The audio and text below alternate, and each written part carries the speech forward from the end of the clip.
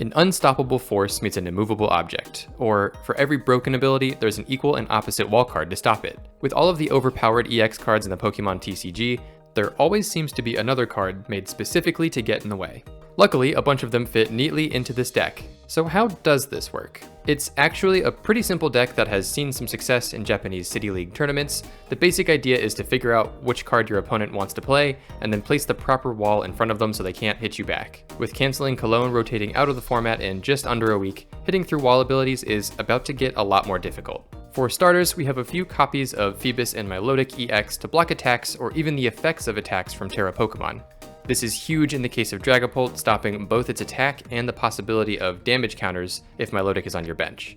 Once the big V Pokemon like Lugia, Regidrago, or Palkia leave, we'll see a shift towards even more Terra-heavy decks, like this Terra box deck we reviewed a few weeks ago, and Milotic will be waiting to greet them. Next up, we have Girafarig and Farigiraf EX to stop damage from attacks from Basic EX Pokemon. This covers attacks from Raging Bolt, Miraidon, Blood Moon Ursaluna, you get the idea.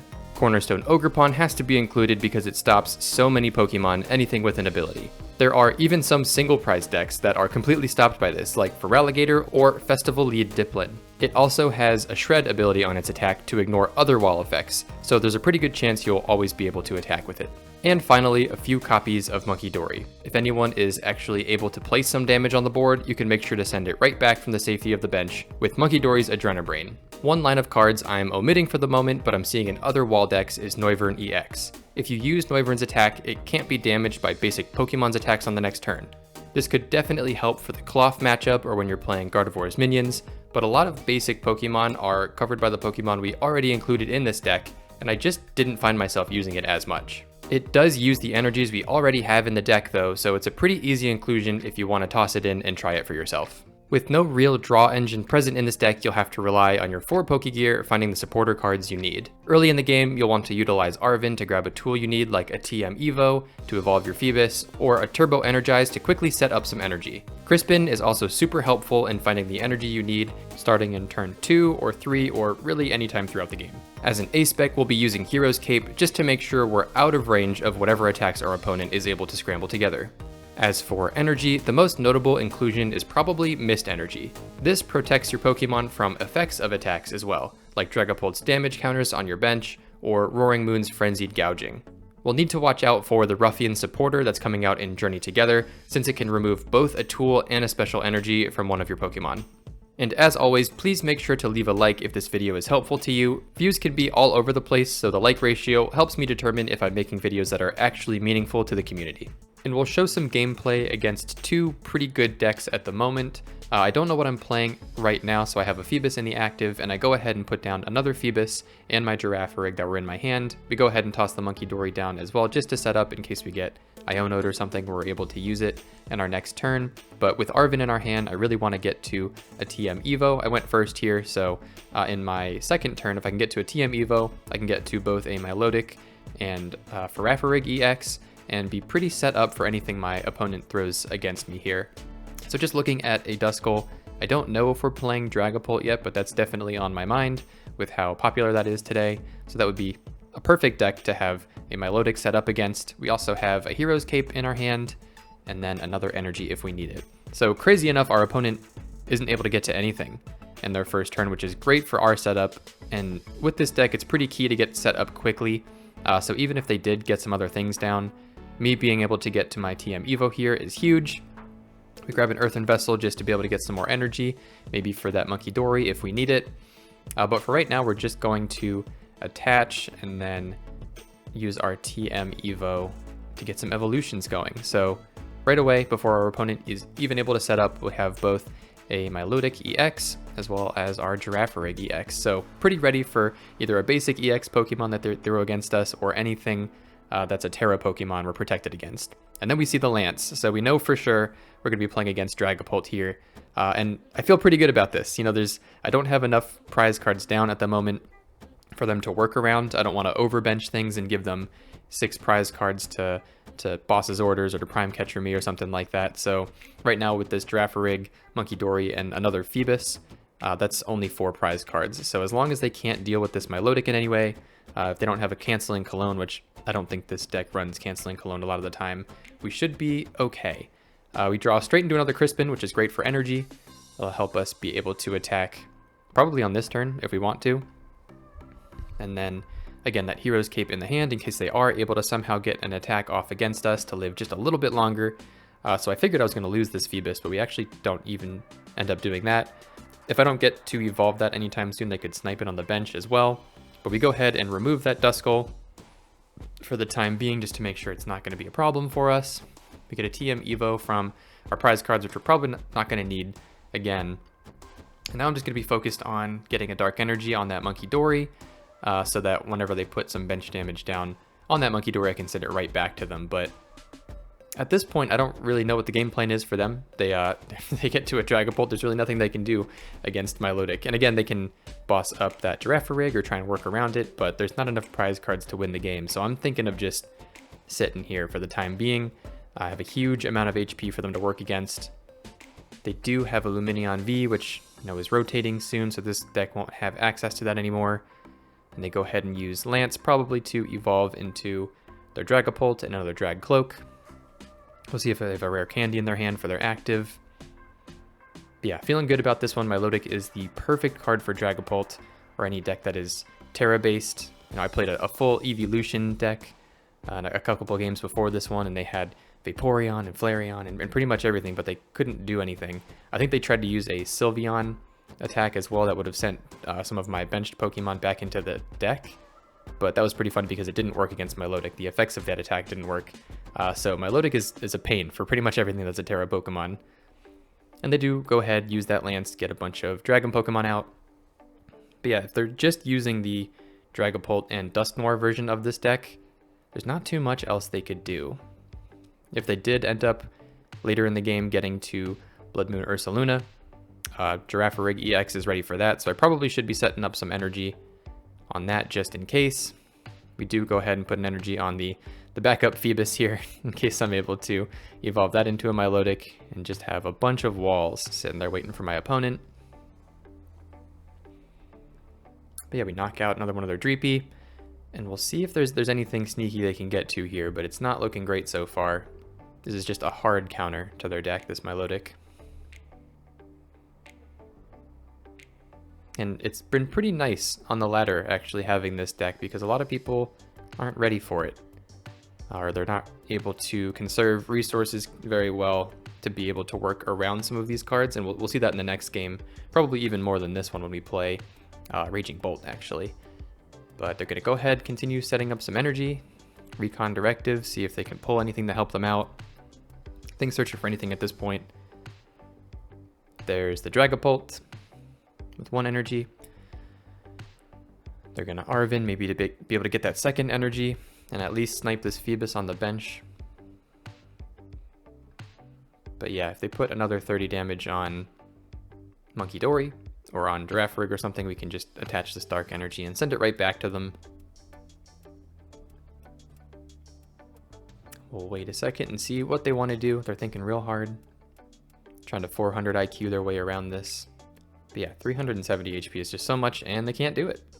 And in our next game, we start out with just a Girafarig in our hands. So that's the only thing we can put into our active slot. We're looking at a Squawkabilly and also a Teal Mask Ogerpon. This art style of the Teal Mask Ogerpon always makes me think it's a Cornerstone Ogerpon. Just I see more orange in it than green, but that is Teal Mask Ogerpon. They go ahead and immediately put down an Area 0 Underdepths, and then put down an Ultra Ball. And I think I spoiled this earlier in the video already, but this is Raging Bolt. There it is, there's the Raging Bolt. I do like that art style.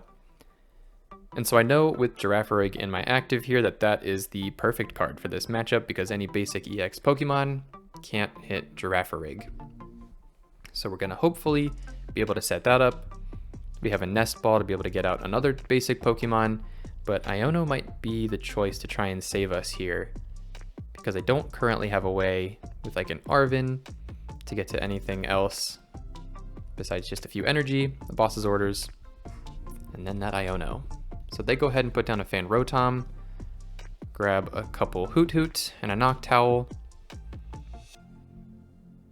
put an energy down, and they have a great start. If I was playing a deck that had any big basics, or it was just mainly 2 prizers here, this deck would be really difficult to play against because they're just able to find all of the resources that they need with Raging Bolt in this, you know, Hoot Hoot, Noctowl, Draw Engine. Van Rotom gets everything out that they need as well. And they're down to just 31 cards. They've drawn through half of their deck in their turn number 1. So we do finally get a turn here. Cornerstone Ogerpon doesn't look like it needs to be the play at the moment because Raging Bolt doesn't have an ability, so that'll just get completely wiped out. I go ahead and put an energy on our Girafarig in hopes that we'll Iono ourselves into a TM Evo, which we don't. We do luckily get an Ultra Ball that'll help us out.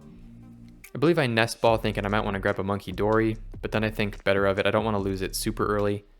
So I go with the Feebas just in case I can get to a Milotic and you know, stop that Teal Mask Ogerpon later if needed. But I also know if they bosses orders that Feebas and it distracts them for a second, that's completely fine with me. So maybe not super necessary to put that down, but we do anyways. I was also hoping my Iono would get their Noctowl out of their hand, which it did, but it looks like they drew into another one. Yeah, in our next turn we have Crispin, which is nice to get the energy we need. I do think I'm going to lose this Girafarig in the active. They have plenty of energy in the discard pile that they'll be able to Professor Seda back into, so I'm assuming they have an attack, and this Girafarig, excuse me, and the active is going to be knocked out. We do luckily have an Ultra Ball though, so that can help us get to a Girafarig on the bench and at least block them for a little bit. Because yeah, at the moment, they don't have anything that can hurt us too bad. I mean, if they want to attach energy to Noctowl, be my guess. I think that does 60 damage for 3 energy, 2 energy. I don't know, it's kind of small on my screen at the moment, but that just doesn't seem worth it to waste some energy on Noctowl if it's only going to do 60 damage and then I can just knock it out in 1 hit. So again, nothing else they've put down at the moment can hurt a Farigiraf EX.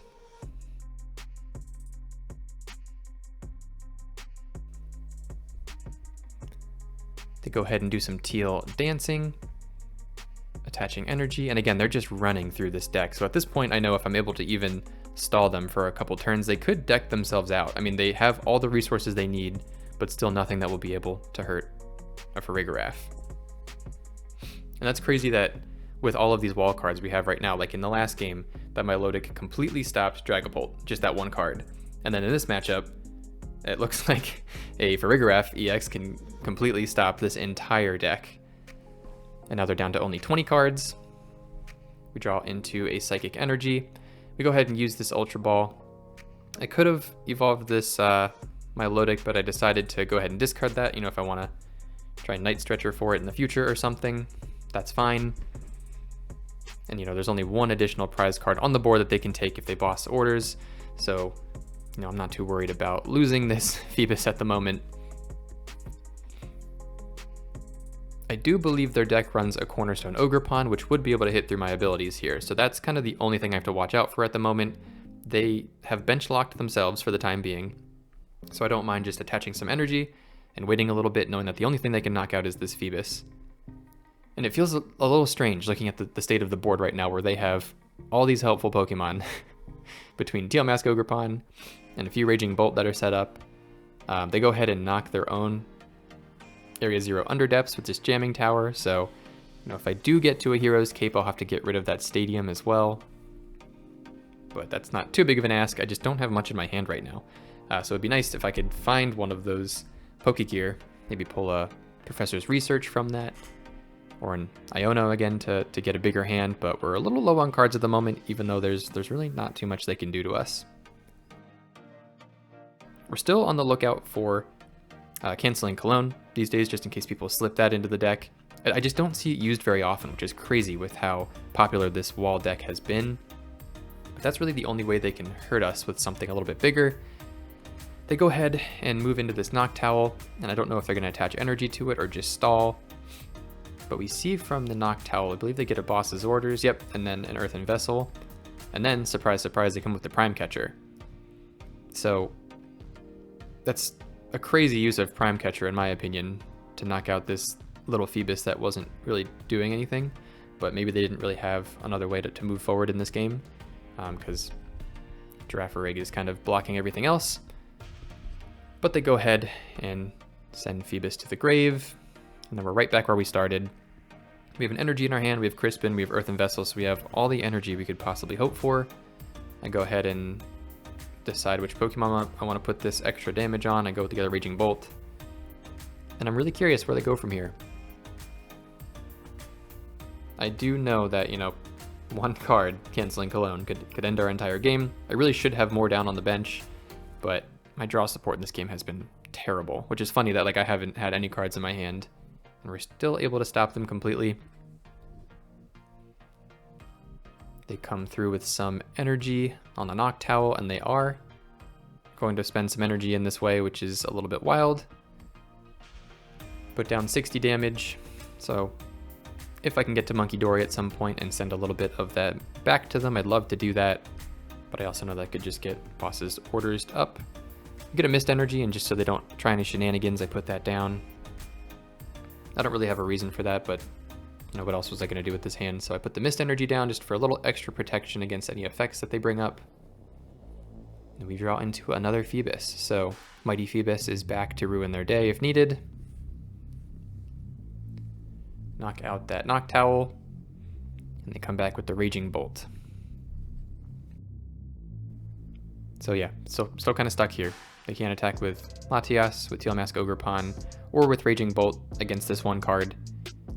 They go ahead and Night Stretcher, probably for a Hoot Hoot to draw more cards. They've had plenty of Hoot Hoot and Noctowl this entire game so far, but they're down to only 8 cards. We can see there that they then drew into the Cornerstone Ogerpon, which usually could be kind of a problem, but I'm pretty sure this deck only runs, this Raging Bolt deck only runs 3 fighting energy, and I can see them all on the board already. So I know this Cornerstone Ogerpon probably won't be able to attack me, and they only have now 7 cards left in their deck. So I'm completely happy to just wait this one out. I don't really want to take out the Raging Bolt and allow them to recover one of those fighting energy, because then they would possibly be able to get 3 energy attached in some way, maybe with a Crispin or maybe just over 3 turns. So I don't want to do too much attacking here. My Girafarig I don't believe can attack their Cornerstone Ogerpon because it has an ability. I could put 3 more damage counters on the bench if I attack, but that's not really going to do too much. I don't want to knock out a Raging Bolt. I wouldn't mind removing some damage from myself and putting it on them in some way, just in case. But yeah, again, perfectly happy just to wait, see how they want to play this one out. Probably not really able to retreat at this point, so I think they're stuck. They're bench locked, they can't really retreat unless they attach an energy from hand. And then they have no fighting energy. I'm fairly sure they only run 3 usually in this deck. So yeah, we're straight chilling with our 1 card, blocking the entire deck, seeing what they want to do. They just pass. I get my Munkidori, so you know, if they want to boss this up, that's fine with me, but for the time being, we're going to go ahead and remove some energy from ourselves in case they are able to get to an attack on our active. I'd love to knock their stadium and attach a Hero's Cape just for a little bit more protection, if possible. But yeah, they see the writing on the wall, and that's it.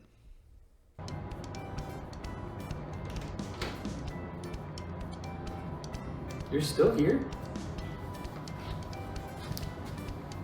It's over. Go watch another video. Go.